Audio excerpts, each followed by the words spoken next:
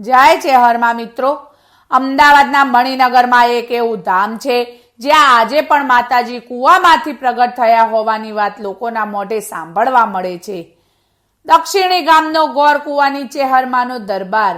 આજે આ વિડીયોમાં હું તમને જણાવીશ કે આ મંદિરનું નામ ગોર કૂવાની ચેહરમાં કેમ પડ્યું, તેની પાછળની સાચી કથા શું છે અને અહીં કઈ માનતા પૂરી થાય છે, તેના પાછળનું રહસ્ય શું છે. તો ચલો આપણે સૌ પ્રથમ મળીએ મંદિરના મહારાજને. જય માતાજી. જય માતાજી. જય ચેહરમાં. જય ચેહરમાં. અધ્યશક્તિ માં ચેહર વંદા કુંવારી ચેહરમાં 1990માં અહીંયા માતાજીની સ્થાપના કરવામાં આવેલી. આ જમીન માટે અમે અહીંયા પૂછવા આવેલા અને જમીન માલિક ગોર હતા, સરનેમ ગોર, અને એમનો અહીંયા કૂવો છે એટલે એમને સારા ભાવે ઓછા ભાવે જમીન અમને ભેટ આપી એટલે અમે અહીંયા માતાજીની સ્થાપના કરી 1990માં લગભગ, અને અમે માતાજીનું નામ આપ્યું ગોરના કૂવાવાળા ચેહર. આ રીતે માતાજીનું સ્થાપન કરી અમે અહીંયા બધા મળી અને ખૂબ ખૂબ માતાજીની ભક્તિ કરીએ છીએ. બીજું, માતાજી જ્યારે પ્રગટ થયા એ સમય એ દિવસ વસંત પંચમીનો દિવસ હતો એટલે માનો પ્રાગટ્ય મહોત્સવ અખંડ જોત ચાલુ જ છે અને માના એટલા બધા પડતા છે જેની કોઈ લિમિટ નહીં. જેનો 2-3 વાર રિફ્યુઝ થયા હોય વિઝા, એનો પણ માતાજીએ સ્ટુડન્ટ વિઝા અપાયા છે. આમ ધીમે ધીમે બહુ લોકોને વિઝા મળવાથી એમનું નામ બી પડી ગયું વિઝાવાળા ચેહરમાં. એટલે અત્યારે હાલ લોકો ગોરના કૂવાની ચેહર પ્રખ્યાત છે અને લોકો ખૂબ આસ્થા, ખૂબ વિશ્વાસ લઈને આવે છે અને મા એમના કાર્યો પૂરા કરે.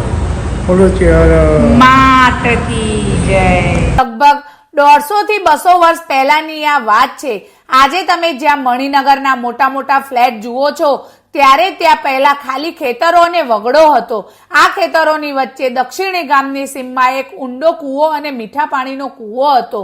આ કૂવો ગામના એક વૃદ્ધ ગોર બાપજી એટલે કે ગોર મહારાજનો હતો. તેઓ સવારે રોજ કૂવે સ્નાન કરીને માતાજીની પૂજા કરતા. તેમના નામ પરથી લોકો આ કૂવાને ગોરનો કૂવો કહેવા લાગ્યા, એટલે નામનો પહેલો ભાગ પડ્યો ગોર કૂવો. હવે વાત આવે છે ચેહરમાંની. ગામમાં એક બ્રાહ્મણ પરિવારની દીકરી હતી જેના લગ્નને ઘણા વર્ષો થઈ ગયા હતા, પણ તેની કુખે સંતાન નહોતું. ગામની સ્ત્રીઓ તેને વાંજણી કહીને મેણા મારતી. તે દીકરી રોજ આ ગોરના કૂવે પાણી ભરવા આવતી. એક દિવસ તે ખૂબ જ દુઃખી હતી. કૂવાના કાંઠે બેસીને તે જોર જોરથી રડવા લાગી અને માતાજીને પોકાર કરવા લાગી, હે માં, મારી સામે તો જો, મારા દુઃખનો તો જો. કહેવાય છે ને, તેના સાચા હૃદયના આંસુ કૂવામાં પડ્યા અને કૂવામાંથી એક જોરદાર પ્રકાશ પ્રગટ થયો. આખો કૂવો અજવાળાથી ભરાઈ ગયો અને કૂવાની અંદરથી ચેહર માતાજીની નાની અને તેજસ્વી મૂર્તિ આપોઆપ પ્રગટ થઈ. માતાજીએ તે દીકરીને કહ્યું, બેટા, હું તારા ચહેરા સામે જોઈને જ તારું દુઃખ સમજી ગઈ છું. આજથી તું નહીં, આખા જગતની દીકરીઓ, મારી દીકરીઓ, જે કોઈ આ કૂવે આવીને મારા ચહેરા સામે સાચા દિલથી પોતાનું દુઃખ કહેશે, તેનું દુઃખ હું દૂર કરીશ. તે દીકરીને થોડા જ મહિનામાં પુત્રની પ્રાપ્તિ થઈ. આ ચમત્કાર જોઈ ગોર બાપજીએ ત્યાં જ નાનું મંદિર બનાવ્યું, એટલે જ નામ જોડાયું ગોરના કૂવામાંથી પ્રગટ થયા એટલે ગોર કૂવાવાળા ચેહરમાં. સંતાન પ્રાપ્તિ, લગ્નમાં વિઘ્ન અને ઘરમાં સુખ શાંતિ માટે માનતા રાખવા આવે છે અને માને વીજાવાળી માં પણ કહેવામાં આવે છે. માનતા પૂરી થાય એટલે ભક્તો માતાજીને લીલું નારિયેળ, લાલ ચુંદડી, મહેંદી, કંકુ અને લાલ ચૂડો ચડાવે છે. મંદિરના પૂજારી કહે છે કે આજે પણ ઘણી સ્ત્રીઓને માતાજી સપનામાં દર્શન આપીને તેમના દુઃખ દૂર કરે છે. જો તમે પણ દર્શને જવા માંગતા હો તો દર મંગળવારે, રવિવારે અને બીજના દિવસે અહીં વિશેષ ભીડ હોય છે. સવારે 6 થી સાંજે 8 વાગ્યા સુધી મંદિર ખુલ્લું હોય છે. નવરાત્રિમાં અહીં 9 દિવસ સુધી મહાઆરતી, હવન અને ગરબાનું ભવ્ય આયોજન થાય છે. ત્યારે માતાજીના દરબારની શોભા જોવા જેવી હોય છે. તો મિત્રો, એકવાર તમે આ મણિનગરમાં જાગતા દરબારમાં આવો અને તમારા ચહેરા પરનું દુઃખ માની કહી જુઓ. માતાજી જરૂર સાંભળશે.